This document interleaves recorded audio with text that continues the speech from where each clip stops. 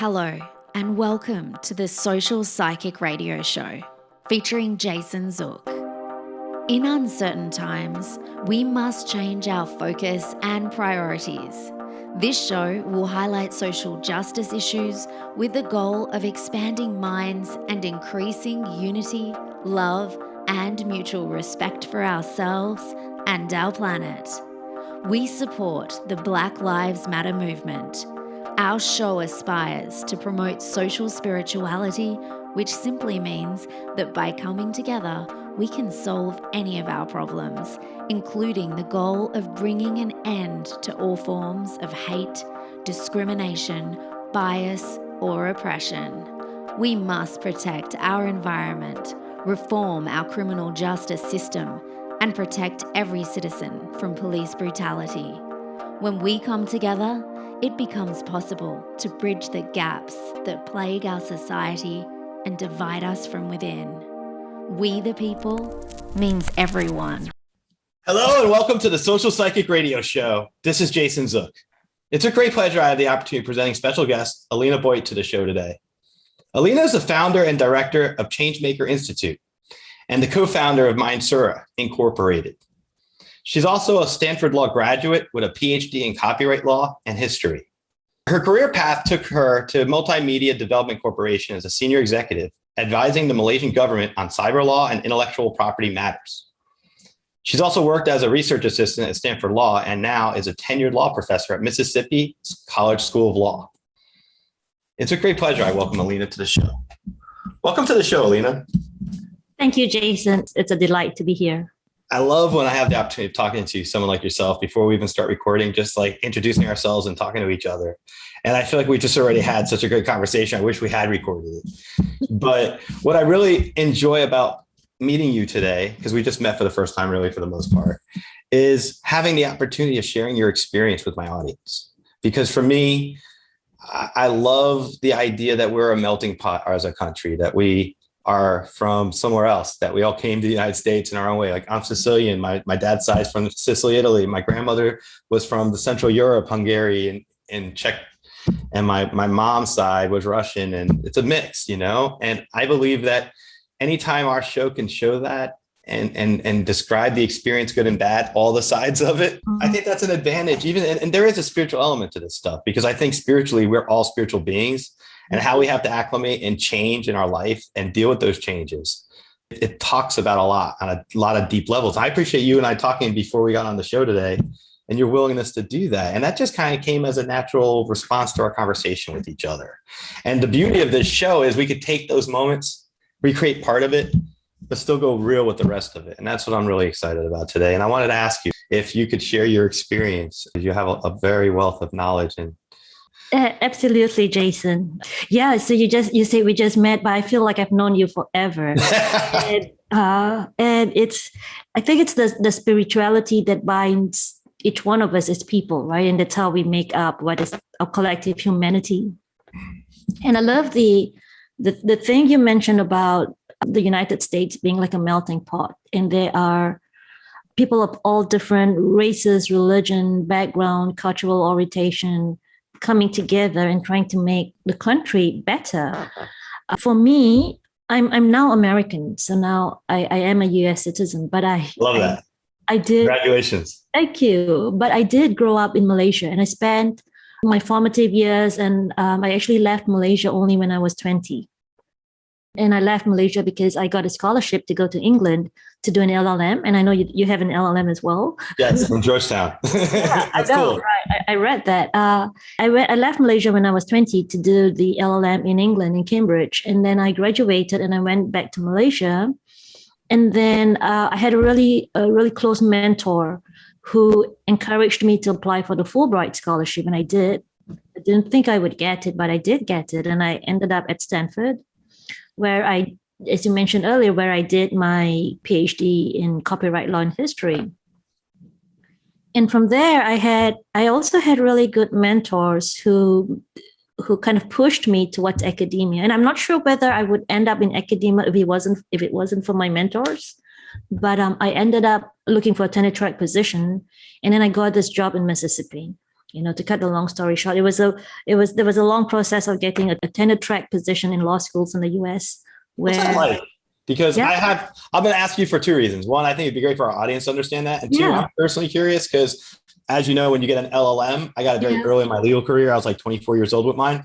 Mm-hmm. One of the things you could do with an LLM is potentially become a law professor. And I always joke to myself, my mom would say to me, if you ever get bored of being a lawyer, why don't you go become a law professor? And I was like, that's probably something that take a lot of work for me to adjust to. But I'd be curious if you could share that. Absolutely. So there is I guess it's like the overarching organization that looks over all, is it 152 law schools in the United States? Yeah.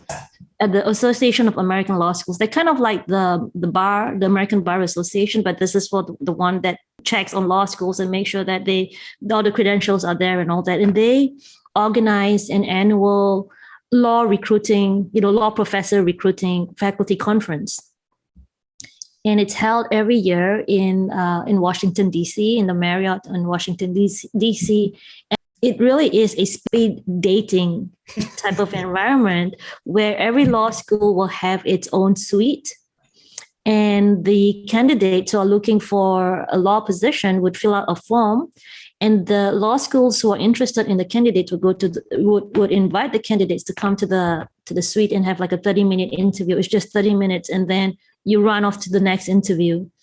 And then once a law school decides that you might be a good fit, then they invite you to a callback interview in the law school in the state, where they are physically located. And you go there. And then you do what is called a job talk, where you present your research. And the faculty then sit around and questions you about your research and they try to poke holes in your research methodology. You didn't consider the scholar, and why is your methodology this way? Why didn't you consider a different school of thought? So they do that, and then I guess if you pass the job talk and the faculty is sufficiently happy with you, then they give you an offer. So it sounds like. I just have to tell you, and I never talk about my college years, but when I was at the University of Tampa, I was in a fraternity. Mm-hmm. It sounds like when you get bidded by your fraternity, where you go through these meet and greets, and they give you feedback, and then they bring you along for the second part of the process, and then the third part of the process, and then you made it in, and you get your letters over time. It sounds. I mean, the methodologies. I don't mean it, right. Maybe that's the model they're working with. It's just kind of humorous as you were describing that. But, so you went through that process, and for you, what was the most greatest challenge you had to experience with that process for you personally? I think for me personally was not being in the US physically when I went through the process. I was actually in Malaysia, and so I flew in to Washington. And with jet lag and everything, that was difficult. And then from there, running to the interviews they were mostly back to back, because you had 30 minutes interview and you would go from one interviewing suite to another, and you have to quickly readjust. Who is this school? Who am I talking to? Who are the people on the committee that are? How do you get to know the panel? How do you get to know the people through the process? Usually you're supposed to get to know the people a little better. Exactly right. So you would go on the website, on the law school's website, and they would tell you in advance who would be interviewing you. So you would go on the website and you would look at their profiles, where their research interest, where were they doing their, what was their research focus? Because knowing that, you can kind of anticipate the questions they would ask, right? So someone whose focus is on racial justice is going to approach the questions from a different perspective than someone who was, let's just say, a law and economics person, right? Yeah. And so knowing their profiles is important in getting through the interview. So that was difficult, like readjusting really quick. I would fly in the day before the interview and then go through the interviews. The interviews were for 2 days, and then after that, fly back, because I was actually working in the Multimedia Development Corporation at that time. It's a lot.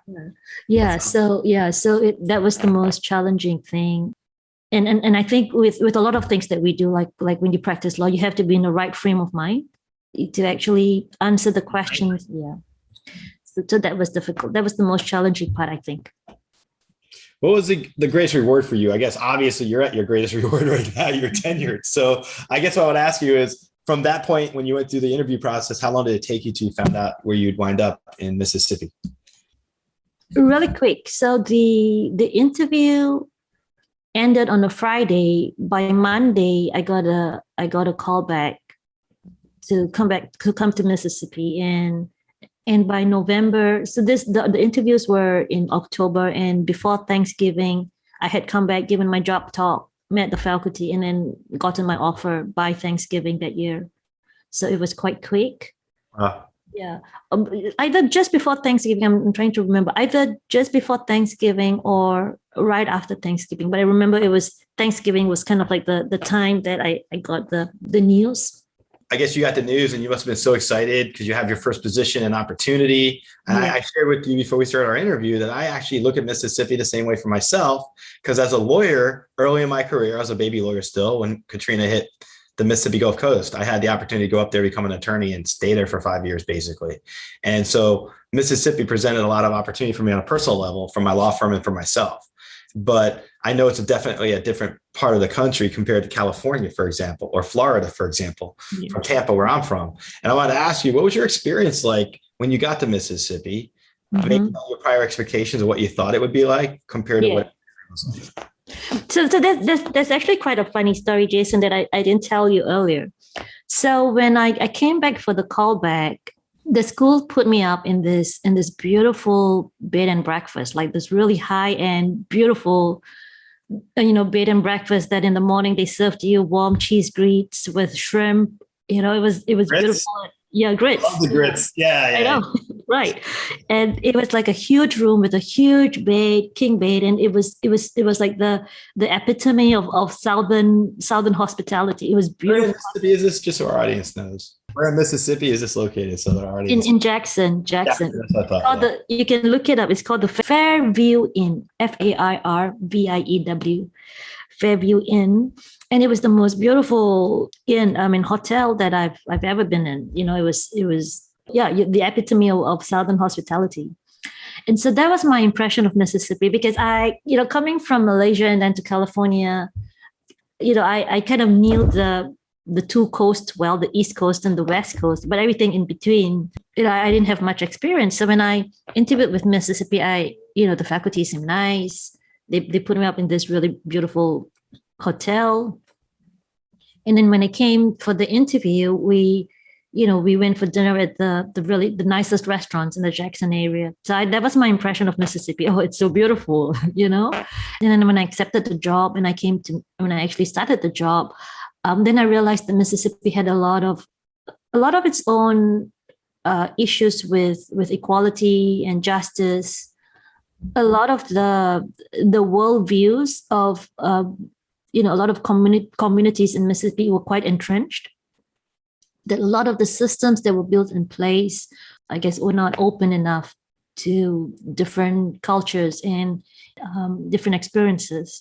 And so I actually, when I came to Mississippi as an Asian woman, and I'm not very tall. I'm 5'2" at most, with heels maybe 5'3", not very tall. And I was also very young when I first started. I was in my early 30s when I first started teaching. And a lot of the students in my class were old. Some of them were older, some were around my age, some were maybe younger, maybe right out of undergraduate, right? Law school. I was, yeah. Right, like you were, right. But some of them were older, and so and I think there is an inclusiveness in Mississippi, that tends to self-perpetuate. So if you are within the club, right, then you have your own group of friends. And if you're not within that club, then you tend to be like the outsider. And so when I first started teaching, and I taught first year property, it was a large class. I think I had like something like 100 students in that class, 100, close to 100. The very first class, I think I had 101 students. So it was a huge class. And then there was this inclusiveness in pockets around within the class, who were not very open to someone who wasn't white, male. Yeah, that's the typical impression of what a law professor should look like, white, male, and authoritative, not someone who was, young, small, and not American. So it was a rough couple of years, and I remember having to take voice lessons to learn how to project my voice, having to do a lot of inner work to know how to say no. Right? I would have students coming to my class, to my office after exam time, wanting me to change their grades. So I never had to do that myself, thank God.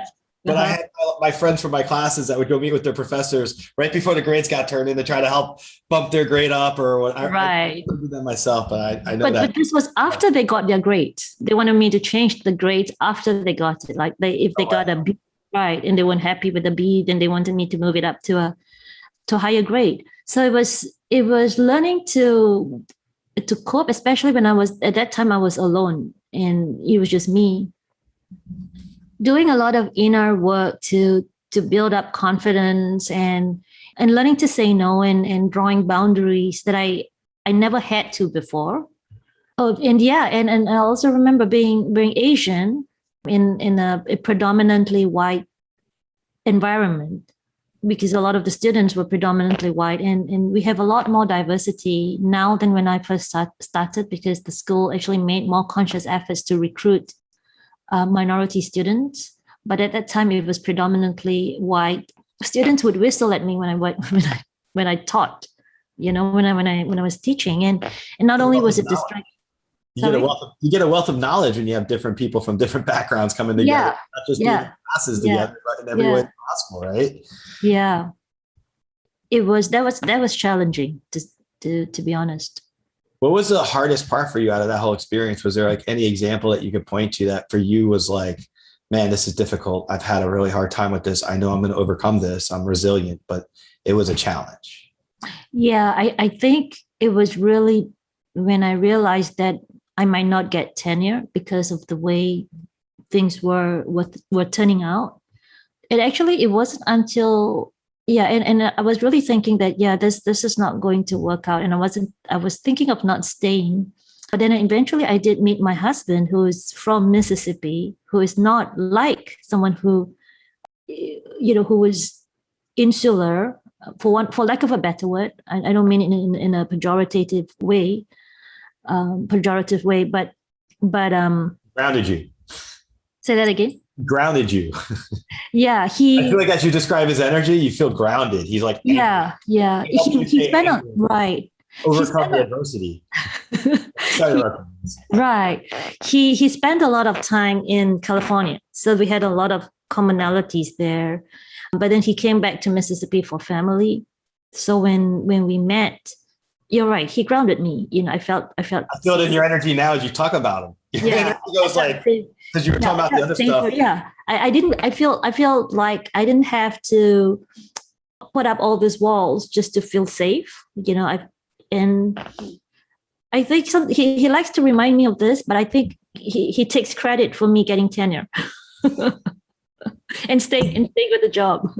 If you could just describe a little about the protections afforded to you as such as a tenured, or how it changed your life in your own way. Yeah. So with tenure, the law school cannot terminate your position without good cause. So you have to, before tenure, you're teaching on a year-to-year contract, and there is no guarantee that the school will give you a job the next year. But once you get tenure, then you cannot, the law school cannot terminate your position without good cause, meaning that, unless you commit a crime, you sexually harass a colleague or a student, you're basically good security-wise. It gives faculty members a lot of security because, you can basically write what you want to write about. You can say about what you want in the classroom. I mean, there will be student backlash and everything, and unless it's like what I was saying, something that borders on criminal, right? You basically cannot get terminated. And there are law professors who say all kinds of things in the tenured law professors who say all kinds of things in the classroom, and they're fine. And so, but there are other ways, to highlight that the issue. We were talking about social justice and norms earlier. even though you may be tenured and the law school may not be able to terminate you legally, sometimes when you kind of cross the line, there are other norms as well, right? Your faculty may turn their backs on you. Your students may, decide not to take your class, and that's effective. That's effective termination anyway, right? So the check and balances are there, even though you do have tenure, right? You still want to be a productive member of the faculty, and you still want to teach your class as well. Because sometimes social norms and backlash from the public is a lot more severe than. That's true. Then the actual norms could happen because of your protection afforded under being tenured. And Exactly. being tenured exists for other education. Like my mom was a teacher in a public school, and they gave the same type of protection after a certain period of time. 3 years and a day, I believe, you had to be on the job, and then you'd get your tenure. It's really set up for protections, I think, in the past, so that people wouldn't get prosecuted for their political views. Exactly. And it allows for a free flow and exchange of information. So I think it's a great idea. I want to ask you, so once you became a professor, how did you go from law school professor and your background with everything else you previously did as an attorney to now you're now in this whole new area of what you're doing with the Changemaker Institute? I want you to talk about that because it sounds fascinating. And it seems like you had to go through some type of an awakening or some type of process to go from one point to the next point, even though you're still doing the other stuff. And that's what I like to share on the show, because that's like very inspiring. Yeah. So when I was a law professor, I did some consulting work on the side, because my background in intellectual property. So I know things. I'm very, very aware of things like branding and things like innovation and how to innovate. And I spend a lot of time thinking about things like that. But I grew up Catholic, and so there is this idea that we kind of have like a social responsibility to kind of take care of the people around us, right, beyond your immediate family. And so the real turning point, and I can actually pinpoint the turning point for me and why we have the Changemaker Institute today, is I was at Mass, and at that time we just had our daughter. She must have been about 2. She's 6 now. But she must have been about 2 at that time, 2 or 3. And, I was a new mom, and she was on the pew next to me climbing around. And we had a visiting priest who was doing a lot of social justice work in poorer parts of the world, Africa particularly. And he gave a homily about, and he didn't have any pictures. He didn't have any props or anything. But he was a really good speaker. And he was talking about how poor people were in some parts of the world, that the place where we keep our pet in America is infinitely better than some of the places where they actually slept, in their living space. And that struck with me. But the one thing that actually, we talk about an awakening, the one thing that he said that actually made my heart rip apart was when he said, in some parts of the world, the men would take care of the fields, and it was a huge responsibility because they would go out and bring the food back. If they had grains, they would have more food. And sometimes because they were so poor, the family would have to ration out the food, and they would give the food to the men first because they needed the energy to go out to the fields. And the children and the women who were left behind, they would take what was left. And sometimes the mother would have to say, they would have to ration what was left. And sometimes the mother would have to say to their child that today is not your turn to eat. And he said there has to be a world where a mother never has to say to their child that today is not your turn to eat. And I still want to cry when I hear that. But when he said, I feel like I just feel emotional when you say that. Like, yes. I know we're looking at each other through the camera right now, but I can try to put myself in that position of thinking in my head, like, how do you say that to your child, or how are you as a child hearing that?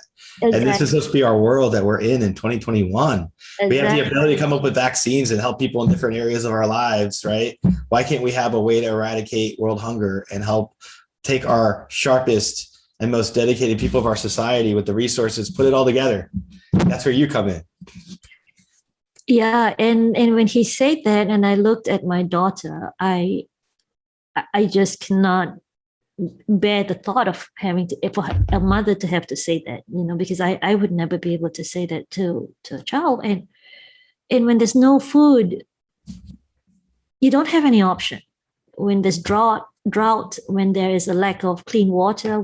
You don't have an option to say, okay, let's look somewhere else for food. What you have is what you have. And so really, I like to say that the reason why we have the Changemaker Institute is because of my daughter, because I want her to grow up in a world where hunger isn't a problem, not such a huge problem. And I want her to be able to, if she ever wants to go out to the Pacific and look at the blue whales, they're still going to be there. We haven't brought our environment or our planet to such a place where even our animals are gone, right? Yeah. And so that's really important to me, and being able to live a better world for our children. That's why we have a Changemaker Institute. So with the Changemaker Institute, we focus on for-profit business, and we work with them to help them be a force for good in the world. And the reason why we focus on for-profits is because for-profit businesses in our largely capitalistic market can do a lot of good in places where government and nonprofits can't. With businesses, you reach out in different places in society. A powerful force. I mean, corporate America is powerful. It can do so much. Look what it's been doing since the George Floyd thing with social justice stuff. Look at the positions. It's influencing so many things in our society. Yeah, exactly, Jason. Makes me smile because I think of the fact that when corporate America, as you said, becomes a force for the world, becomes a positive force, it shakes all other parts of society. Right? Exactly. Yep. The people that reacted most quickly to the Black Lives Matter movement were actually corporate America. I know. I remember. Much faster than government, much faster than nonprofits. And there is so much talk about diversity and impact that's happening right now. What we do at the Changemaker Institute is because with so much talk and with so much focus on impact is actually really nebulous. Like what does impact mean, right? And so what we try to do with companies is teach them how to actually measure that impact. We work with them on creating meaningful and measurable impact, but also make sure that impact can be sustained. Can you give an example of that, just so I can kind of wrap my arms around? Are you talking about metrics, or are you talking about? I'll give you an example. Like if you have, without saying the company's name as a client, but say, hey, I had a company that wanted me to help them with their diversity or help them with their larger focus. Mm-hmm. And so I helped them create a measurable impact. And what they basically saw in a certain period of time was X. Mm-hmm. That's not what metrics, right? That's just an example, like an anecdote. I'm just curious out of curiosity. I love to hear stories like this. Exactly. I find it fascinating and inspiring at the same time. It is, right? So let's just say you have a client that says, okay, I want to focus on diversity. It's a huge issue to me. I see a lot of inequalities and a lot of inequities in society, and I want to address that by focusing on diversity, right? How do I do that? You're going to say, well, if you want to address diversity, you're going to have to think about, well, what are your activities, right? What kind of activities will you engage in to make sure that you achieve diversity, right? What kind of input will you have into moving diversity further? And then you want to make sure that the activities and the inputs are then connected to your outputs, your outcomes, and your impact. Because you want to show that, okay, by, for example, X, hiring more minority candidates, right? We are going to address diversity because the outcomes are going to be X, right? So the X could be measurable positions. Right. We have 25 more minority students. You can say, okay, well, we have 25 students, right, who are minorities, and therefore we've created our impact. But then you still need to think about the outcomes, right? What is the outcome? What happened to the 25 students? Are they? What's their experience like? Is the experience tailored to them? Exactly, right? Exactly. Are they, from recruiting them? Are you providing them with the resources they need to succeed? Right? Are they progressing beyond where they were when they came in? Right? Are they, we're talking about law schools, right? But it would work the same way for a client, right? You've recruited 5 minorities on your track to, let's just say, partnership or the C-suite, right? What are you doing to get them there, right? What's the outcome, right? And really, are you making an impact, right? Are you making an impact by just hiring 5 people, right? And you need to connect the activity with ultimately the impact, because you need to have measures to show that the recruitment actually created an impact. So those 25 students that came into law school, did they pass the bar? Once they pass the bar, what are they doing? Hiring jobs, and what kind of opportunities exist for them in the local community. Exactly. What did you do for them along their journey in the 3 years that they were in law school? Did you help them get on law review? Did you put them in the ambassador program, right? What programs did you have that made it possible for them to then succeed, right? Because a lot of minorities come into a position with a lot of backlog anyway. There are a lot of systemic barriers to them succeeding in the first place, and we need to address those systemic barriers as well, right?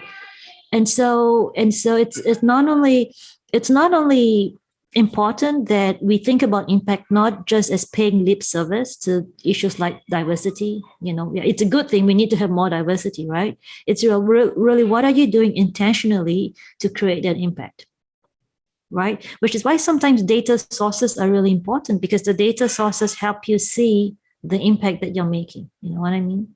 I think of heart.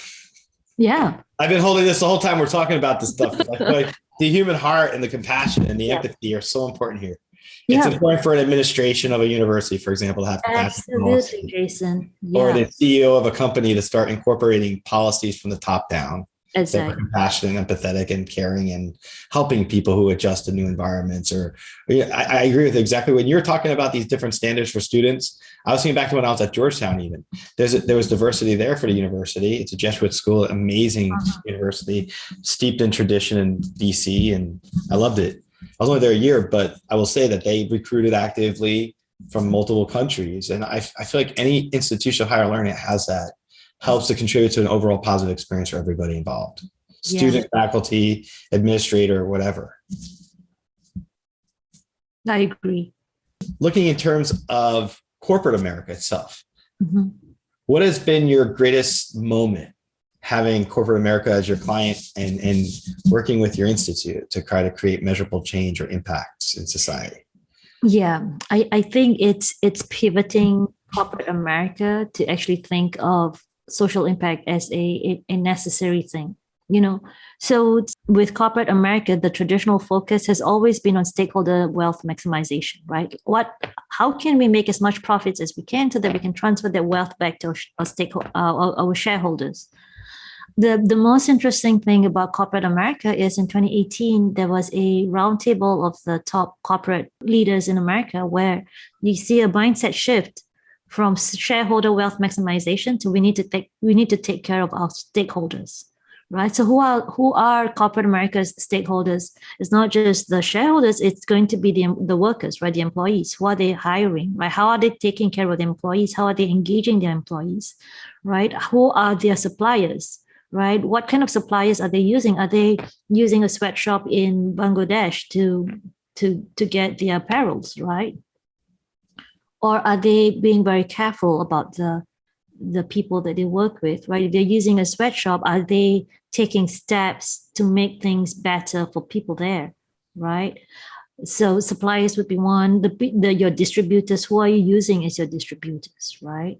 And also the last two would be your environment and your customer. How are you treating your customer, right? Do they just buy your product and then too bad what happens after that? Or do you actually have a program that when they've come to the end of the product's life, right, you have a system where you can actually process, but they can actually return the product to you and you can recycle it, right? Most of us throw products into the trash that ends up in the ocean at the end of the product life cycle. Not right? Recycled or used. Yeah. Right, exactly. And the last one, Jason, is the environment. Your stakeholder should also be the environment, right? Especially if you have physical products. Maybe with digital products, it's less pressing. But with physical products, you really need to think about the environment, right? In terms of how you package it and how you distribute it and how you eventually dispose of it. What kind of footprint are we leaving on a daily basis and on, beyond that in terms of carbon footprints and all the other aspects of it? I align 100% of the stuff you're talking about right here. Like this is the stuff I want on my show, by the way. I want us to talk about the environment. I want us to talk about how we can change our ways of looking at things regarding our relationship to the planet. And like, these are things I just know it needs to be discussed and awareness needs to be raised. It has to be, Jason. I mean, it's too important. We're at a road right now. I think we're past a certain point and we have to take corrective action immediately. Exactly. And it's not a problem that we should leave to the academics to figure out, because academics are just going to write more books and more books, right? It's not a problem that we can leave to the government to solve, because the government, number one, has two other pressing issues, right? The priorities may not be, solving hunger. It may be, national defense, right? At any point in time, right? So the priority may not be there. And individuals, they lack momentum and to be able to address poverty, the mass, right? But businesses can. Right? I'm going to say one nerdy thing for a minute, and I'm going to nerd out for a minute. I don't do this too often on my show. I got to do this with you. I think of the UN, and I was raised in the classical, during the 1990s for college and law school, early 2000s, to rely on international institutions. That's why I got my LLM in international law. I believe in governmental organizations like the UN and NGOs and the interplay of international human rights organizations and every other one of these aspects of it. And I have a lot of faith in all that. I know, unfortunately, during the Trump years, we saw an erosion in confidence, an erosion of trust. And I definitely think that there's still so much opportunity there in our international institutions to work with corporate America, to work with individuals like yourself and various other Changemaker institutes and other ways and capacities that you may know with other people you align with, to do a lot. And I want to ask you, have you had any interaction with the UN or governmental organizations as such, working with corporate America as well? Because there's a lot of partnerships that I believe form as well. Yeah, Jason, I love that you brought that up. So the United Nations, they are an important part of the component to, a large part of the component in creating social impact. So there is the Sustainable Development Goals that the UN identified as, 17 goals that we need to address in order to make the world better by 2030, right? And the 17 goals ranging from no poverty to, as I say earlier, partnership between government, business, and international organizations to address these goals, right? So poverty, you're right. Like a business can address poverty to some extent, but without mobilizing the government and without having international organizations that can help you distribute your solution, right? Your impact is going to be limited, right? So you're right. It's really a partnership between the different stakeholders in the issue.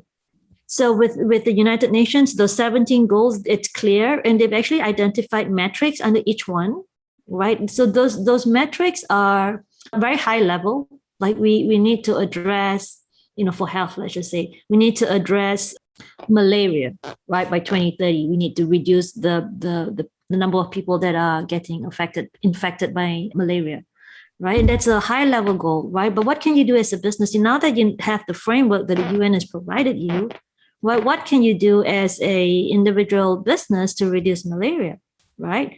You can approach it from a health care perspective, or you could approach it as simple as we're going to build more mosquito nets and distribute it, to the places that have a propensity for people to get malaria. That's an interesting dynamic when you think about the interplay. I was thinking of assembly line. You got to put together these big pieces of the puzzle: government, corporations, and then individual NGOs and thought makers, change makers like yourself, visionaries. And it has to be an alignment of all these various factors working together to help distribute products or help. I was seeing like an assembly line, and it's not just one aspect of it. It's got to all work in unison. Yeah, exactly. And you know what? When things work in unison, you actually achieve a lot of the impact is actually more meaningful and powerful, right? So earlier we were talking about what do we do with empty space, right? So you have let's just say a company or an organization that has empty space because now more and more people are working from home. So there's a lot of space, right? Now, unless they partner with someone who knows how to grow, let's just say food indoors, right? Or they partner with a shelter that needs space, right? That space will go unused.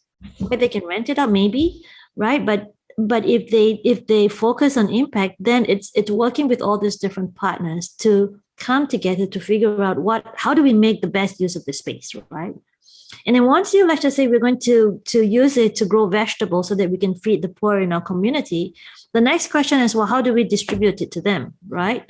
What do we do with the vegetables? Do we give it to them fresh? Do we pack them up, right? Do we, how do we get it to them?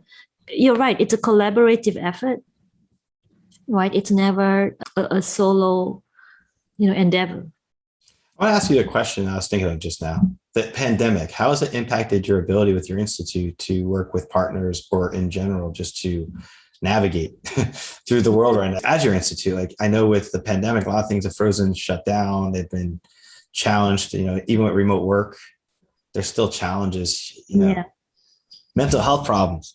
People have to, I'm not saying you, but I'll say for me, even being home all the time, I got to get outside and walk around nature a couple times a day, just get my head outside. And I did that this morning. I got to go walk for coffee, and I'm in Florida, and in October, it's actually finally getting under 90 degrees. So I can go outside and feel the cooler air in the morning. And I call it nature therapy.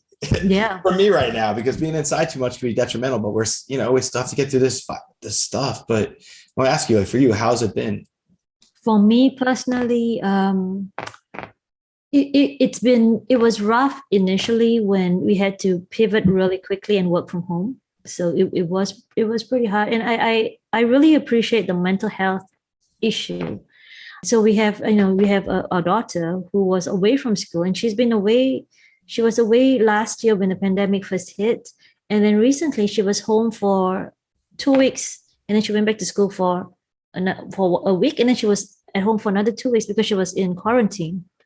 So that's traumatizing. I know, right? And she was even if you don't get COVID, it's traumatizing. Exactly. Why can I not go back to school? I said, well, because she threw up one day, and then the doctor said, well, she needs to be quarantined for another 2 weeks. So we kept her home. And then before that, my husband did actually test positive for COVID.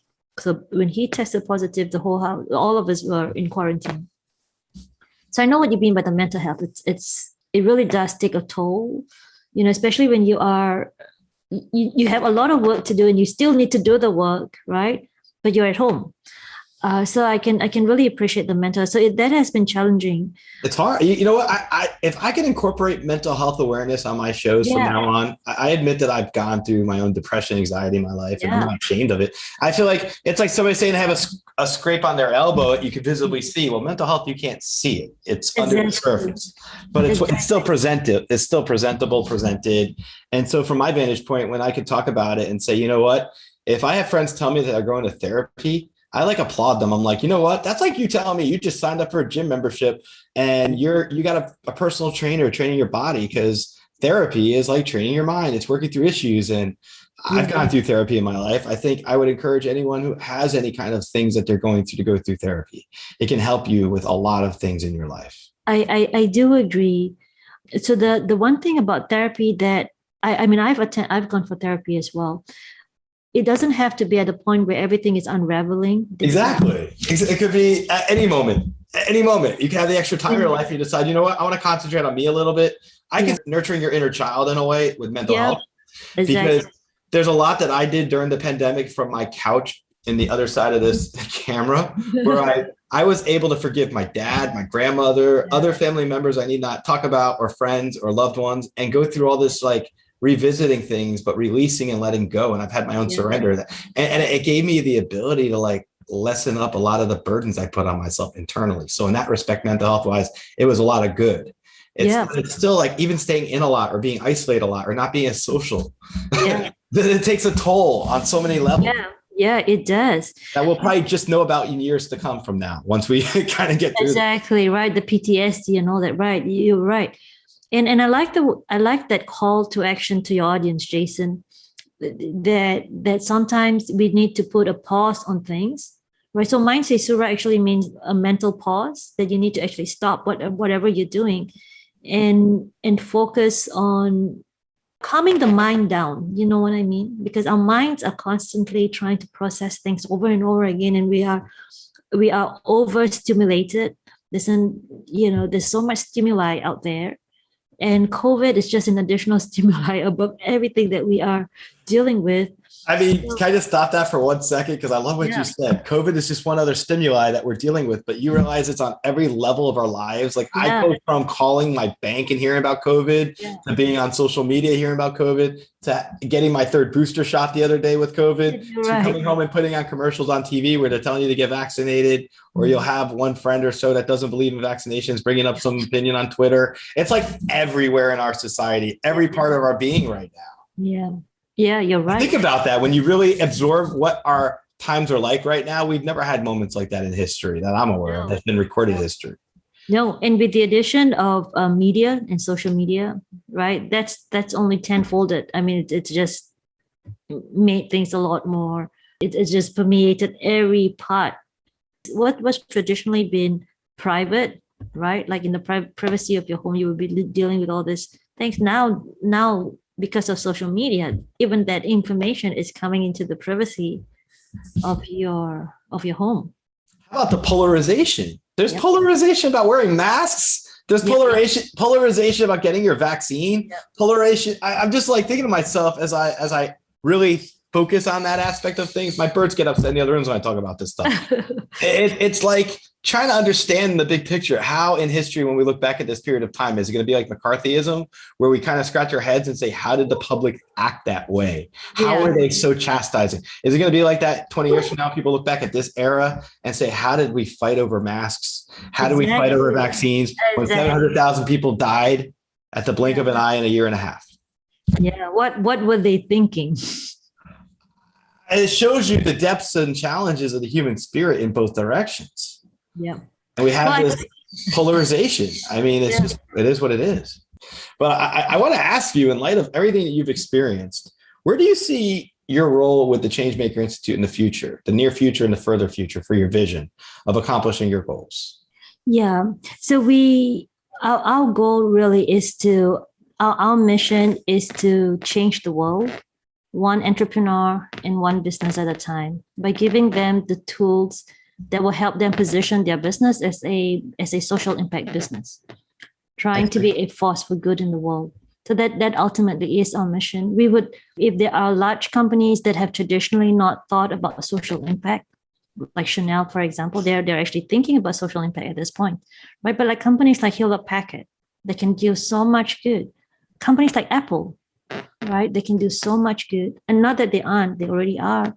But if they can actually have a social impact program, that would be awesome, to actually think about impact in a systematic way. Excellent. And in terms of how our audience can find you, can you share your information so our audience, if they want to go out and check out your information more or reach out to you directly, like where would they go? Yeah, absolutely. So go to our website, www.changemakerinstitute.org, and you can find a lot of information about that. There is a social impact readiness assessment that you can take to kind of figure out, where are you on the spectrum of creating social impact. You can connect with us where we have a regular, we call it the Changemaker Commons, where we bring together all our stakeholders and meet every week to talk about social impact matters and kind of network for the collaboration that we were talking about earlier. So join us there. And then we also have a newsletter that we send out occasionally. So there are plenty of ways to connect with us. We also have a Changemaker community that you can join. So everything that you need to know to get in touch with us is www.changemakerinstitute.org, and everything that you need to know is there. With the work you're doing, the impact you're leading, and the things you're really doing, what you represent, I align with you guys. And I'm so excited that you were able to share this information with our show today. And just your personal story is very inspiring, and I think speaks accolades to the resiliency of the human spirit and the American soul. Like I call it the American soul because you're an American just like me. Yes. And that's the richness of our country. That's the future potential of our country. That's the country we live in that I cherish and love more than anything as being a lawyer here is the ability of somebody coming from another country and making their life an impact here in such a way. And look what you're doing in your lifetime. We're not here that many years on this planet before we go on to our spiritual existence. But the stuff that you've accomplished and the stuff that you're doing is just making me so proud to be able to talk to you today. And I really appreciate it. So I thank you, Jason. It was a pleasure. It really was. I'm so glad we connected as well. I just want to thank Alina for coming on the show today and talking about the various topics of social justice and just her personal experience of resiliency, as I was talking about a few minutes ago with her directly. I think it's very special and it's powerful when you can look at adversity and challenges in life that are presented to you, even in higher education. And I witnessed some of those challenges being a white male, but still attending schools in Florida and in DC, older institutions of higher learning. Everybody has their norms. They have their things that they do. You heard us talk about how they pick tenure professors for schools. It reminded me of when I was recruited to join a fraternity organization in college. It's kind of fun. Some of it's silly to me, but some of it makes sense. I understand parts of it. But the other bigger parts of it, the bigger pieces, when you look at what Alina's doing now with the Changemaker Institute, helping to craft ways to help corporate America make the world a better place, doing good for the world, looking at social impact as one of the things that are strategies for a corporation to flourish in our country and in our global competitive world right now. Huge things. We need to take on global warming, the environment. We need to take on racial justice. We need to make changes in our society, restructure things so that things are permanently and successfully, positively impacted in the right direction. We're headed there, but we still have threats to that. And I don't mean to get political with anyone. I'm just saying in general, the human spirit deserves better. So for those of you that are doing good things like Alina, I applaud you and I congratulate you. We've got to challenge ourselves as a society to move society in these directions. So that's why I'm happy to have Alina on the show today and the conversations we're able to share with each of you. Check out her information. I'm going to have the contact information for Alina in the show notes. And thank you for supporting this episode as well. And stay positive, because when you're positive, anything's possible. I did want to let everybody know that I have a backlog of some interviews that I'm going to be getting out in the next few weeks. I'm also producing 2 other shows at this point, Psychic Visions with myself and Megan Kane, and a 3rd show called Let's Recognize Our Best for Mentorship. So you'll see that coming out as well as more episodes here as well. So thank you so much for tuning in. Stay positive, because when you're positive, anything's possible. Thank you for listening to this episode of the Social Psychic Radio Show. Don't forget to join us for another episode next time. If you enjoyed the show, we'd love for you to subscribe, rate, and give us a review on iTunes. You can also check us out on Facebook, and don't forget to visit the Social Psychic YouTube channel. Until next time, it's a big world out there. Keep an open mind, embrace your paradigms, and know that the universe is always yours to explore.